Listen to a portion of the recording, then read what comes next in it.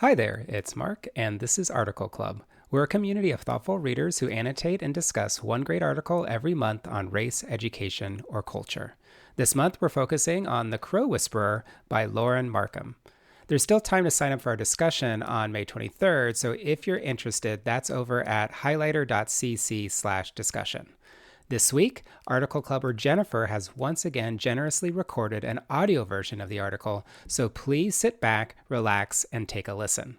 If you like listening to the articles in addition to reading and annotating them, please let me know at mark@highlighter.cc so I can tell Jennifer. All right, here's the article.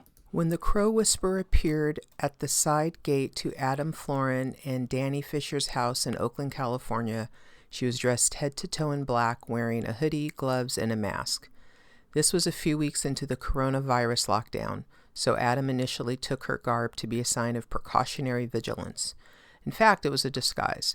It's so the crows don't recognize me and, no offense, start associating me with you. Adam found this odd, but he and his wife were out of options. Things had gotten bad. 2 days earlier, the couple had just woken up their 4-month-old Lena from a nap when they heard a concerning ruckus behind the house. At the far end of the yard, Danny, who is one of my oldest friends, spotted a menacing cloud of crows cawing and encircling their dog Mona. It looked as though they might carry her away or worse, kill her on the spot. "Do you know what a group of crows is called?" Danny later asked me, stricken. "A murder." She shouted, raced toward Mona, and dispersed the crows just long enough to get her dog inside. From then on, each time Adam or Danny walked onto their back deck, a crow would call out and the murder would reappear as if summoned, squawking so loudly that it was impossible to carry on a conversation. Sometimes the crows would dive bomb them or attack Mona when she went out to pee. When Adam took the dog for a walk, the crows swooped low and followed them. He tried walking Mona in other neighborhoods, but the crows terrorized him there too. Adam and Danny felt under siege. They worried for Lena's safety.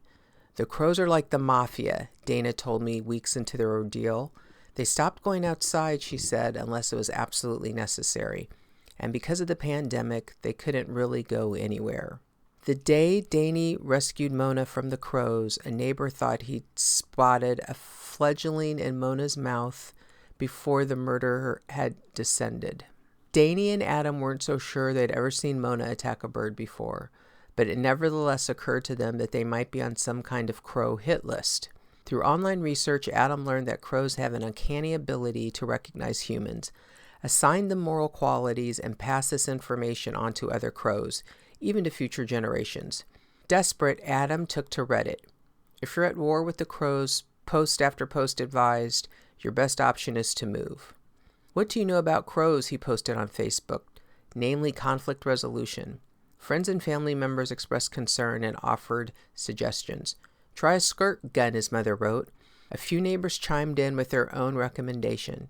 He needed to talk to Yvette Bugase, the local crow whisperer. Adam wrote her a message and she promised to come over right away. The crows descended, cawing loudly, as soon as Bugase entered the backyard the next day. She began, she told me later, by offering soothing words and sending the birds unspoken messages. That she came in peace, that she was there to help. They quieted almost immediately. Bugase poked around the area where the crows had congregated, which Adam and Danny had been avoiding. She spotted a fledgling hidden in the brush. Its wing was mangled and bloody, hanging from its body by mere strands. It peeped with fear and hunger. As a new father, Adam was moved almost to tears by the sight of the injured young bird. The murderer looked on as Bugase chatted calmly with the fledgling, which then staggered toward her, lunging its throbbing wing. She put out her hand, and the trembling crow walked right into it, opening its beak in search of food. In all likelihood, said Bugase, it wasn't going to make it. Bugase told Adam that they had two options: take the bird to a vet to be euthanized and leave the crows an offering of peanuts, a favorite covert treat, or simply provide the fledgling with a comfortable way to spend its final hours.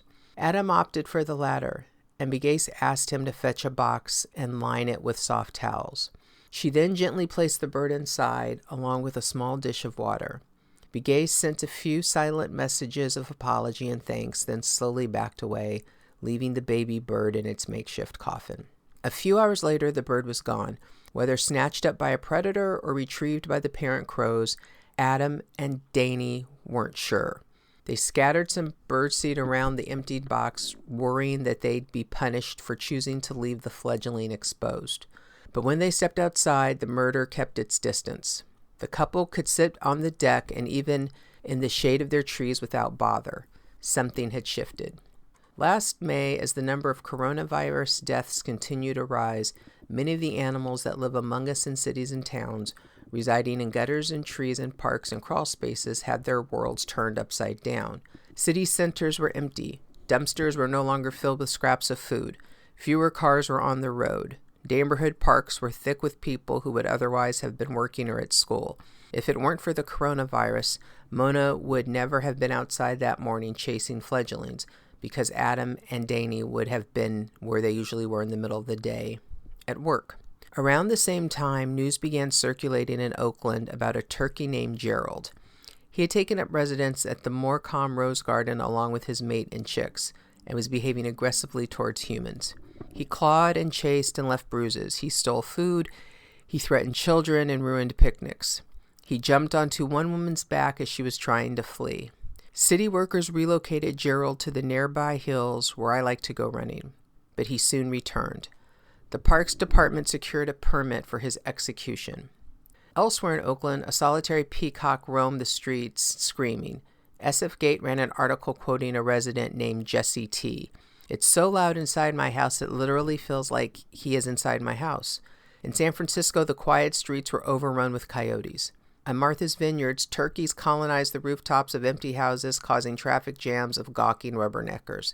Antlered deer marched down boulevards in Paris. Wild pigs wandered around suburban neighborhoods in Turkey. Kangaroos hopped through downtown Adelaide. Rams tore through villages in Wales, and pumas prowled the streets of Santiago before they were sedated by authorities and dragged back into the wild.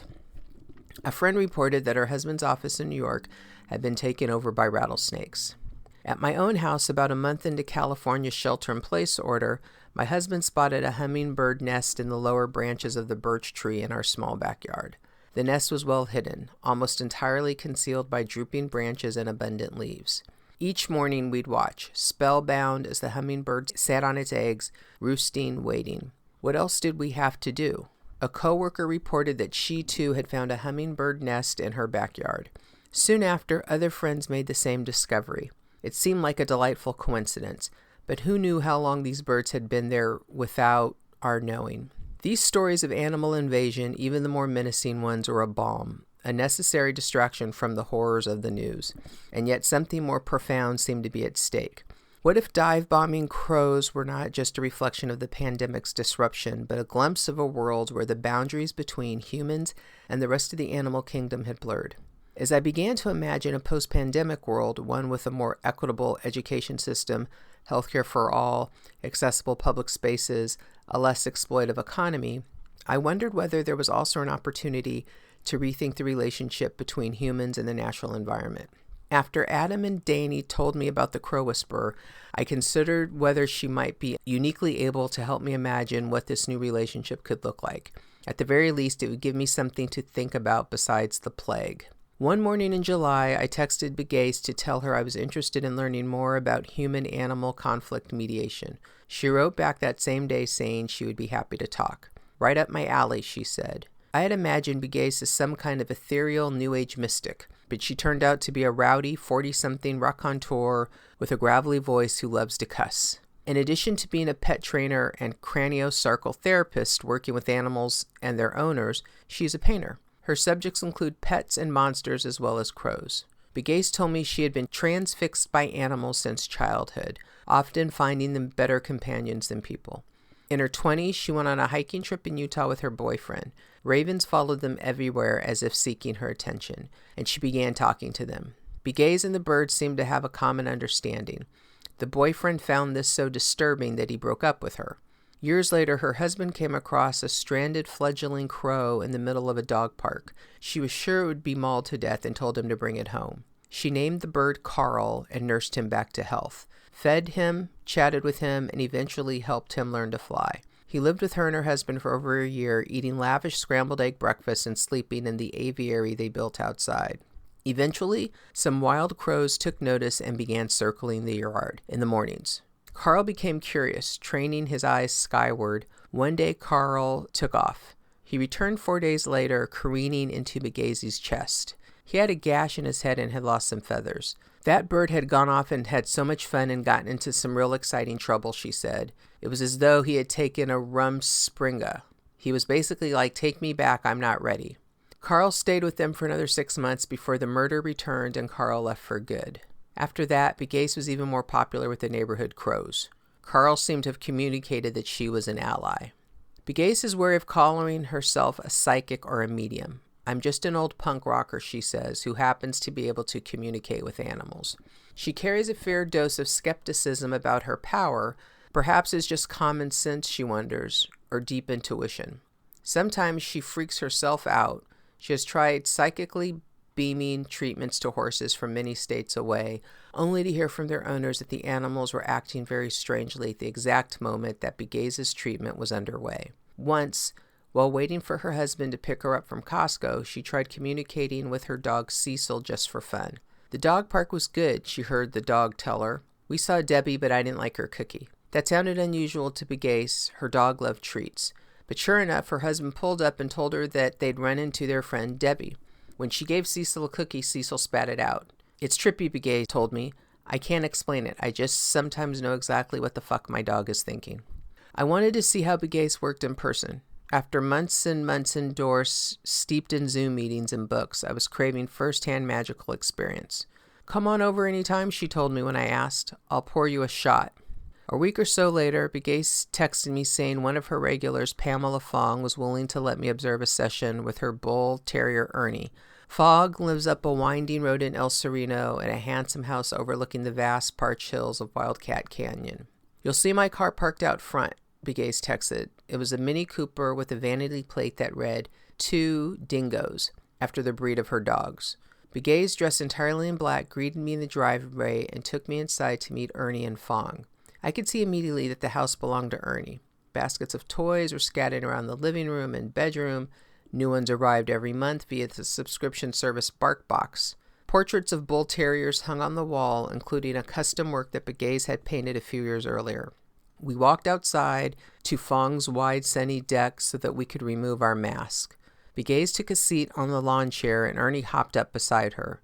She slowly ran her hands along his spine, twisting his tail slightly this way and that. There we go, she'd say. Let it out. And Ernie would admit a great big yawn or yelp or prolonged chirping cry.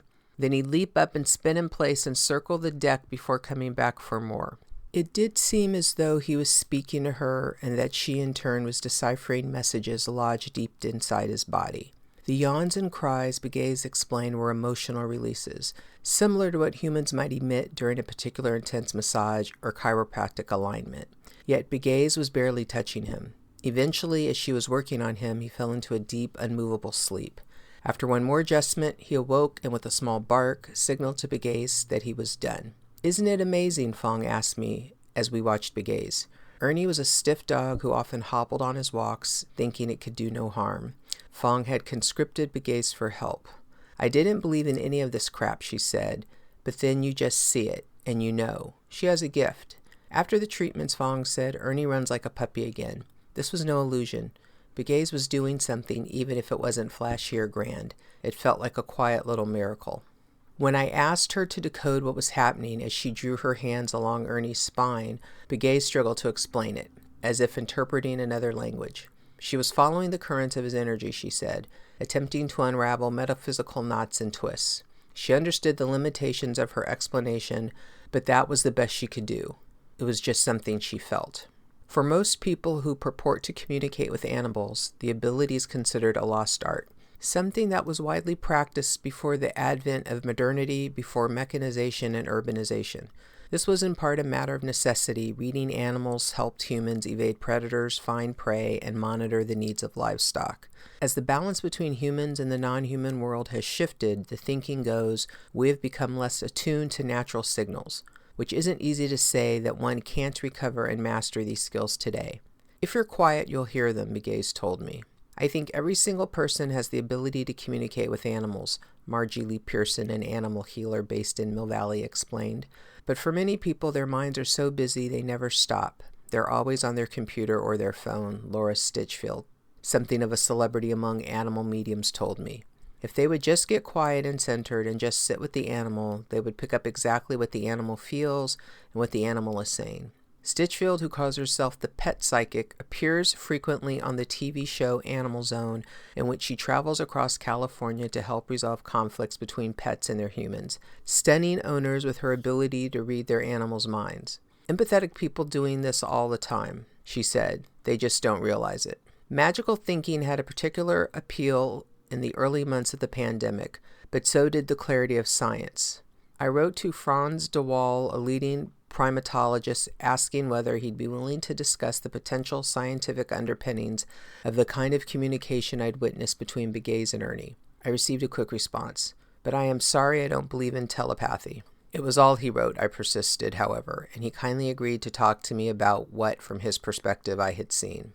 De Waal is a specialist in ethology, the biological study of animal behavior, a field that emerged in the 1930s. In contrast to behaviorism, which asserts that animal behavior can be explained in terms of incentives, rewards, and punishments, ethology posits that animals are innately intelligent rather than simply programmable. It has only somewhat recently been considered mainstream science. I had trouble with the idea that animal behavior could be reduced to a history of incentives, de Waal wrote of his early days as a biology student.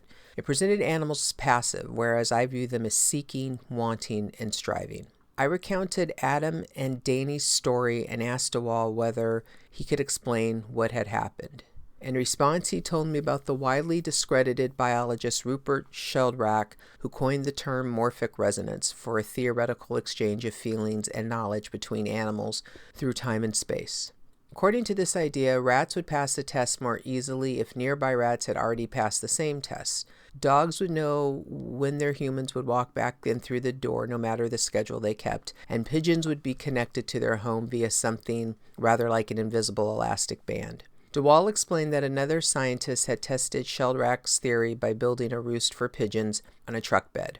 When he moved the truck out of sight, the pigeons found themselves homeless. They couldn't trace their way back. You need controlled experiments, said de Waal, and as soon as you do them, they fall apart. To ethologists such as de Waal, some animal communicators are classic grifters, manipulating their marks by inferring the obvious or telling them what they want to hear. One famous pet psychic told me that my cat was exceedingly handsome and then proceeded to insist on just how stunningly well behaved he was mere hours after my husband had stepped in a steaming pile of cat shit on our living room floor. But biologists like psychics tend to believe that we vastly underestimate animal intelligence and the intricacy of their emotional worlds. Animals can cry and joke, they can hold celebrations and burials, they feel jealousy and monogamous love. Many animals understand justice and unfairness. A baboon will be happy with lettuce for a reward until he sees that his friend has been given grapes, a far tastier prize. A trend-setting Zimbabwean chimpanzee named Julie once decorated her ear with a blade of grass, and fellow chimps adopted the fashion as though she were a middle school it girl. Bowerbirds, meanwhile, adorn their homes with attractive objects in order to entice a mate, painting rocks with berry juice to make them more beautiful. Dolphins call one another by name, while chickadees and prairie dogs form complex words using a kind of additive grammar. Crows recognize the particular proclivities of their beloveds, and as I now know, seek retribution for perceived harm. Animals communicate in a myriad of verbal and nonverbal languages, de Waal emphasized, which humans are capable of learning to decipher. Likewise, animals pick up on human cues for their own protection and out of something like love. Animal intelligence is beautiful enough, amazing enough, de Waal told me. You don't need to add fictional elements to it. It's already by itself quite remarkable. De Waal, Begay, and the psychics I spoke with ultimately agreed on one thing. Communicating with animals requires deep, sustained attention. The pandemic has established favorable conditions for this kind of communion. For those of us who aren't essential workers, time has slowed. Our vision has shrunk to that which is visible outside our newly compelling windows or inside our drastically reduced interiors. The hummingbirds transformed from backyard attractions into potential companions, even interlocutors. Perhaps if I focused in just the right way, I could reach them. I try to quiet my mind to tune into their frequency. We love you, I'd think, as loudly as I could. You're welcome here. Often when the weather was nice enough, I would take my computer onto our deck to work feet away from the nest. Just after I sat down, no matter what time it was, the mother would leave the nest to go hunting. But she never flew away without first hovering a few feet from my face, looking directly at me. Initially, I thought she was trying to establish her territory to urge me to move. But after a while, it seemed more a gentle request to guard her nest while she was gone. Whether I understood this by witchcraft, scientific decoding, or wishful thinking, I wasn't sure. Over the next few weeks, the baby hummingbirds emerged from their shells and turned slowly from beaked miniature dinosaurs into feathered balls and then finally into fully formed birds. The bigger they grew, the more food the mother had to find and the more often she would leave them. I'd swear on it, in my care. Her message seemed clear. Watch over the nest while I'm gone.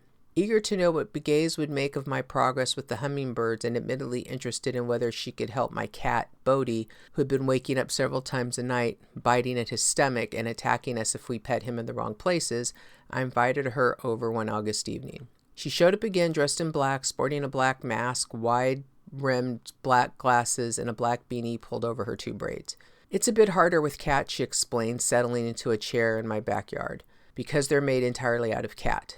Still, Bodie took to Begay's readily, jumping onto her lap the minute she called him. She placed him on the table, one hand resting gently on his neck, the other on his tail, and murmured into his ear.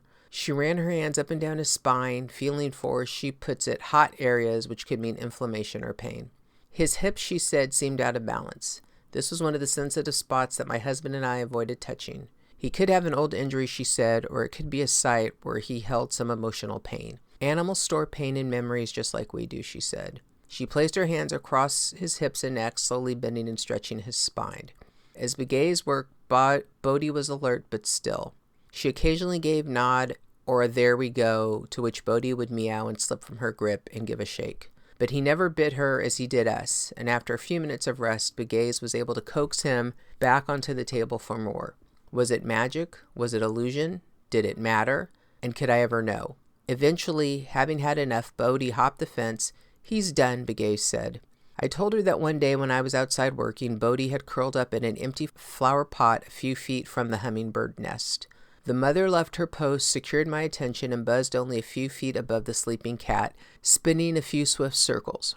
She flew back to me again, and then back to the cat, then back to me. Got it? She seemed to be saying. Watch my babies and keep your eyes on this terrible sleeping beast.